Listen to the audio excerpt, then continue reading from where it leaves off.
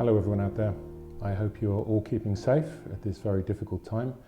Clearly we are all having to make a lot of changes and adapt our lives to the coronavirus, and that is true of almost all businesses, and of course the funeral business is having to change and adapt.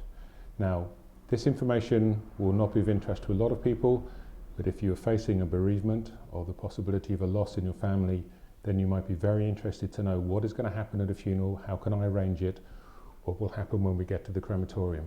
So we're just going to try and cover the basics here so you know exactly what the current situation is. First of all, we'll talk about what will happen when you get to the crematorium. So first of all, the people who can currently attend a funeral are immediate family only. This should also be limited to 8 to 10 maximum, really preferably 4 to 5. Immediate family includes a partner or spouse, parents and carers, brothers and sisters and children and the partners of children. Obviously in some situations where there are very few people attending and grandchildren want to attend, of course we can arrange that and work that out. We can no longer provide limousines for a funeral. There's clearly an infection hazard with a limousine, so limousines are not being provided as far as I know by any funeral directors. Certainly we are not able to provide limousines at this time. And when you arrive at the chapel, the coffin will be carried into the chapel by the funeral director's staff before anyone enters the chapel. This is again to keep the 2 to 3 meters distance and to keep everyone, our clients and our staff, as safe as possible. So we will carry in and place the coffin with full honours. The staff will then leave the chapel, and that's the point at which we will then invite the family to enter the chapel and to take part in the service. Unfortunately, families are not able to carry the coffins at this time. This is because if there's shared carrying with staff, then family and staff will be in far too close contact, and this isn't safe for our clients or for our staff, so we can't do that. And if the family carry by themselves, then our staff are not able to be close enough in attendance to the coffin to step in if something happens. And as it is our responsibility that the coffin is carried safely and securely and without incident into the chapel, unfortunately we aren't able to fulfill that responsibility if the family are carrying. During the service at the committal, the curtains will be closed, and it's not allowed at any point in the service to walk up to approach or to touch the coffin. There are various reasons for this, not least the staff who will be taking the coffin out to the back. We have cleaned the coffins at every point, wiped them down, sterilised the surface, so it's not possible to walk up or to touch or to place flowers on the coffin during the service. I know that some people find this very difficult, and we do apologise, but everyone is trying to work around the limitations to provide the best service that we can. At this point, no donations unfortunately can be collected. This is partly because money can carry infection for several days, so it's not safe to be transferring money at the funeral. It's best to advise your guests and your family and other people to make a donation directly to the charity of your choice, but if you wish to, people can send cheques or make donations electronically to Penrose, and we will arrange those and send them on for you. Any kind of service in a church or a place of worship is currently not possible, and this is because the government has closed down places of worship, so it's not possible to go anywhere except to the chapel at the crematorium with a limited number of people. And as a small item, no hymn books will be available in the chapels because hymn books involve contact, and that is a risk of infection, so there will be no hymn books. In terms of family and friends and carers who are not able to attend the funeral, either because of numbers or because they're self-isolating, we understand how difficult this is, but most crematoria have facilities for webcasting the funeral live. So it should be possible for everyone to watch the funeral live as it happens.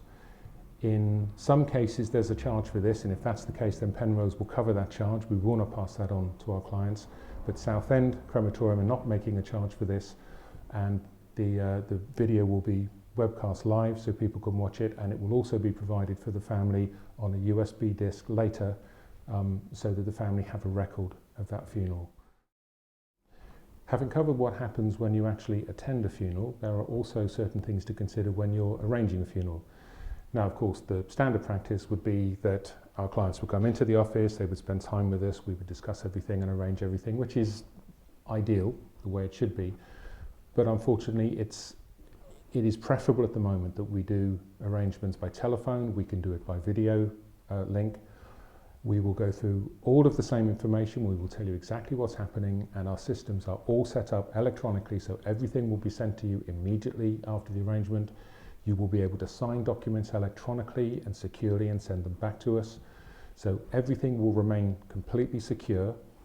The whole funeral industry has been streamlined so that many more documents can now be done electronically, don't have to be delivered by hand. For example, until now, a family would have to register the death of a family member or a loved one, but now it is possible for the funeral director to do that and to do it electronically so that the family or the director don't actually have to attend the office to do it.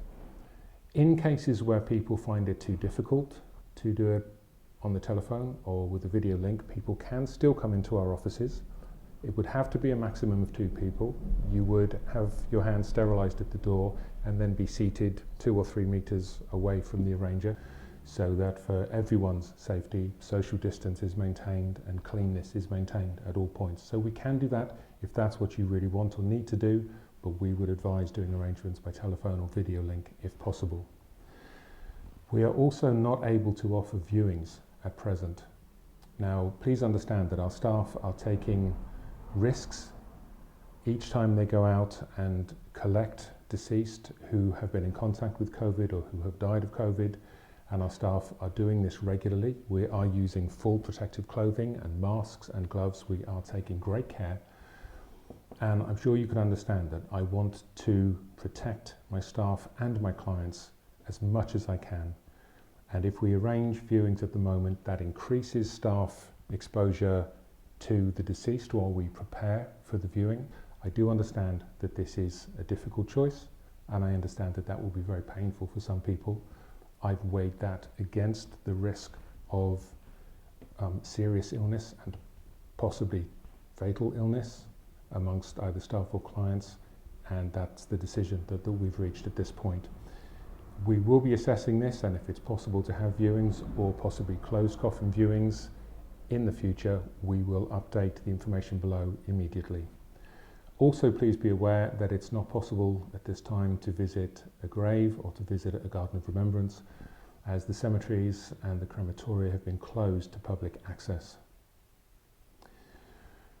So while this is all very difficult for people who are bereaved, for people who have lost a loved one, there is a far more limited ability to visit with, to spend time with, or to attend a funeral, and for that we do apologise. All of these decisions are made under government guidelines, under scientific guidelines, and to best protect our clients and our staff whilst providing the warmest and the best service that we are able to under these conditions. We will continue to do that. I'm sure that other funeral directors will also continue to do that. Everyone is working hard to serve the families who we know are struggling with bereavement. Clearly, we don't know exactly how this is going to develop and what's going to happen in the weeks ahead. The things I've described above, they are all written in the description below. You can read through them there. Those are the restrictions as we stand now. There is a distinct possibility that funerals will move to no attendance by anyone, family or anyone else. This could happen because of infection risk. It could happen because of the numbers and the pressures involved. I would ask everyone who is dealing with a bereavement or a loss, please don't think, if I delay things, I will reach a time when I will be able to attend the funeral, because a number of people have been doing this. And it's important to remember that the facilities in hospitals, at the funeral homes, that we're building extra mortuaries in various places around the country. These facilities are going to be extremely pressured, and it's not going to be possible to delay funerals so that people can attend them at a later date. Unfortunately, funerals will have to go ahead, and if anything, they will have to go ahead more quickly, because the situation is going to put pressure on everyone, and we have to deal with this and expedite things as quickly and as efficiently as we can. I hope you found this helpful. We will be doing another video soon just to explain what happens if somebody needs to be collected from your home, and how that is handled in this current coronavirus crisis. And everything that we've talked about on this video is detailed below, so that is available for you to read through and to check. Thank you very much for your time, for listening. If you are facing a bereavement, a loss, then I and my staff extend our sympathies to you. And of course, we're here to help you as much as we can at this difficult time. Please take care.